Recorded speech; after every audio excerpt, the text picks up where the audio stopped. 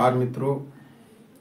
सरकार ने पुरानी पेंशन योजना ओपीएस को लगभग बहाल कर दिया है। इस संबंध में कई लोगों के आग्रह आए तो मैं एक छोटा सा वीडियो लेके आ रहा हूँ।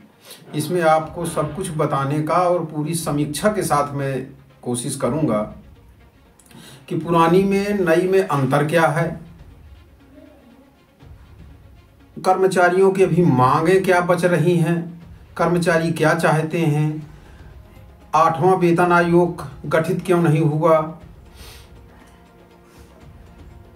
कोविड पीरियड में जो डीए मिलने था उसके बारे में क्या है, ये कब से लागू हो रही है स्कीम और इसमें क्या लाभ होने वाला है, क्या वो है। कई कर्मचारी संगठनों से चर्चा करके की गई थी, इस संबंध में चर्चा करते हैं। चलिए अब हम वीडियो शुरू करते हैं।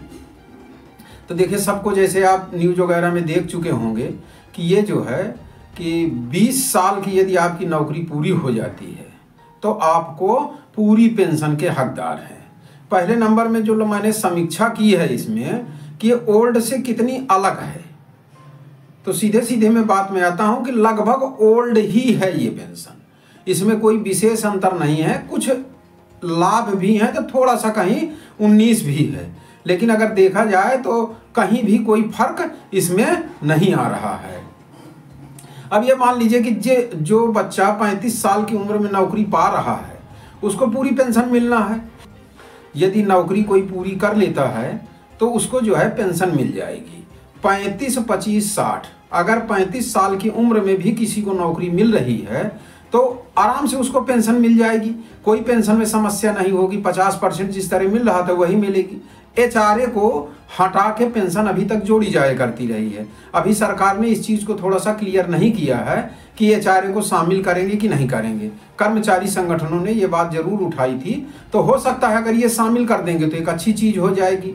दूसरा, जो मिनिमम पेंशन थी वो अभी तक 9,000 रुपये थी, लेकिन अब उसको मिनिमम 10,000 रुपये कर दिया गया है। ये भी ठीक है इसमें, लेकिन 10 साल तक की नौकरी अगर हो जाती है तो माने 9 की जगह 10 हो रहा है, इसमें फायदा ही है, कोई नुकसान नहीं है। इस तरह 32 लाख कर्मचारियों का कहीं ना कहीं इसमें भला हो रहा है। आज जो है अश्विनी वैष्णव जी ने जब इसकी घोषणा की तो लोगों में हर्ष का माहौल आया, पर थोड़ा शंकाएं भी रही कि कहीं कुछ गड़बड़ तो नहीं है, ये तुरंत कैसे हो गया। शनिवार के दिन घोषणा हो गई, जबकि प्रायः शनिवार के दिन कोई कार्य नहीं होता है। तो उसमें जो है तब तमाम लोगों ने अपनी अपनी समस्याएं उठाना शुरू किया है, जिसमें कर्मचारियों की एक मांग ये भी है कि कोविड पीरियड में जो हमें डीए नहीं मिला था वो भी हमें मिल जाए। 8वां वेतन आयोग का गठन है, ये तमाम समस्याएं अभी बची हुई हैं कर्मचारियों की, जो उसकी वो मांग कर रहे हैं।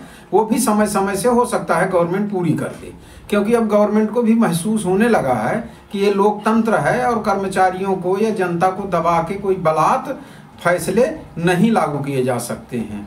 तो अगर हम इसको देखें तो ये स्वागत योग्य कदम है, और जो थोड़ा बहुत रह जाता है उसको भी गवर्नमेंट दे देगी। पहले देखिए 20 साल थी पेंशन, 20 साल की उम्र में पूरी पेंशन बन जाती थी, अब 25 कर दिया है, तो तब जल्दी भी लोगों की नौकरियां हो जाया करती नहीं हैं। आज जो है लगभग 35 साल, अब 40 साल की उम्र में कहाँ है, तो लगभग ये 95% जो विशेषज्ञ लोग अंदाजा कर रहे थे कि 90-95% लोगों की तो समस्या अब इसमें से खत्म हो रही है। थोड़ा बहुत है तो उसकी अभी कर्मचारी कह रहे हैं हम मांग करेंगे, वो भी हो सकता है लागू हो जाए।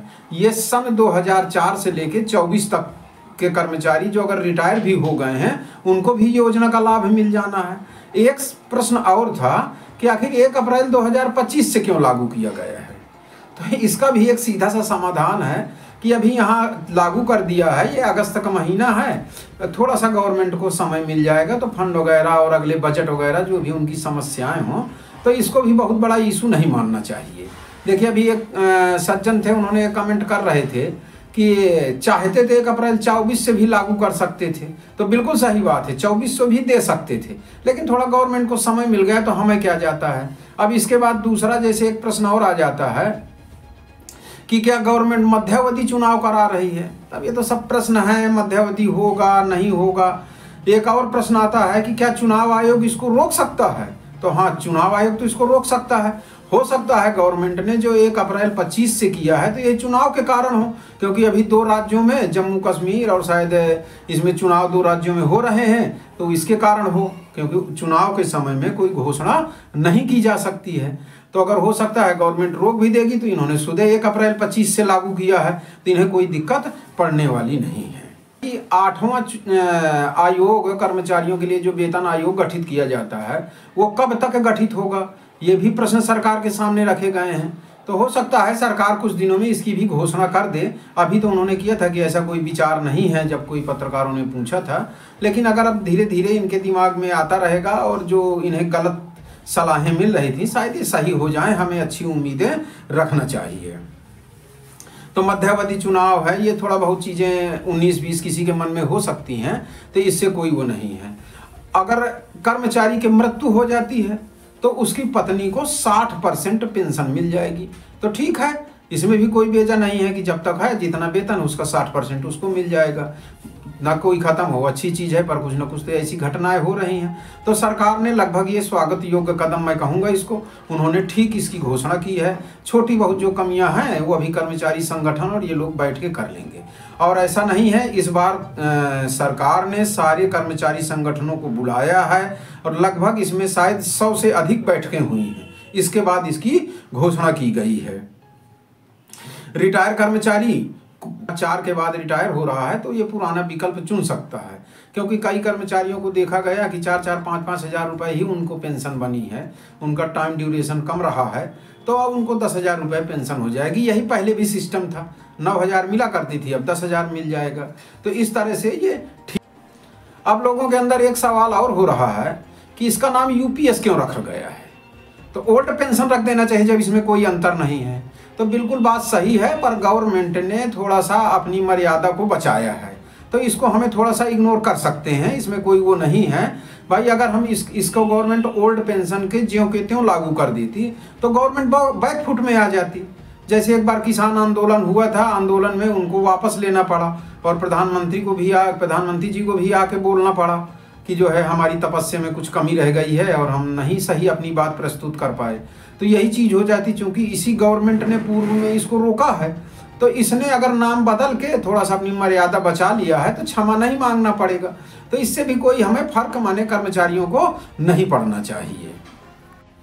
हाँ, इसमें जो है कुछ और कर्मचारी संगठन हैं, जैसे बैंक के लोग हो गए, IRCTC के हो गए, इंडियन ऑयल हो गए, गेल हो गया, ये लोग भी जो है अब हड़ताल हो सकता है करें या अपनी मांगे रखेंगे जो है, क्योंकि इनको भी पेंशन, इनका अलग सिस्टम रहता है, तो ये भी शायद अब इसमें आएंगे। अभी इनके लिए नहीं है, ये केंद्रीय सरकारों के लिए, केंद्रीय कर्मचारियों के लिए हुआ है। अब धीरे धीरे यही चीज़ें राज्य में भी फॉलो कर ली जाएंगी। शायद भाजपा शासित जो राज्य हैं उनमें तो इसे लागू हो जाना चाहिए। तो इस तरह से मैंने जो इसकी पूरी समीक्षा की है, तो मेरे समझ से सारे मैं विषयों पर चर्चा कर चुका हूँ। ये ठीक है, स्वागत योग्य कदम है, कोई इसमें विशेष अंतर नहीं है। अगर कुछ अंतर आपको दिखाई दे रहा है तो कहीं लाभ हानि है, माने बड़ा 19-20 है, तो उन्होंने जान के थोड़ा सा नाम बदल के इस स्कीम को लागू कर दिया है। मेरे चैनल में आने के लिए, थोड़ा सा मुझको समय देने के लिए आपको बहुत बहुत धन्यवाद। यहाँ तक आ गए हैं, अगर मेरी विचार आपको अच्छे पसंद आए हों तो लाइक करके सब्सक्राइब जरूर कर दीजिएगा। कोई चीज़ ना समझ में आई हो, मुझसे रह गई हो, तो आप कमेंट करके पूछ लीजिएगा। नमस्कार।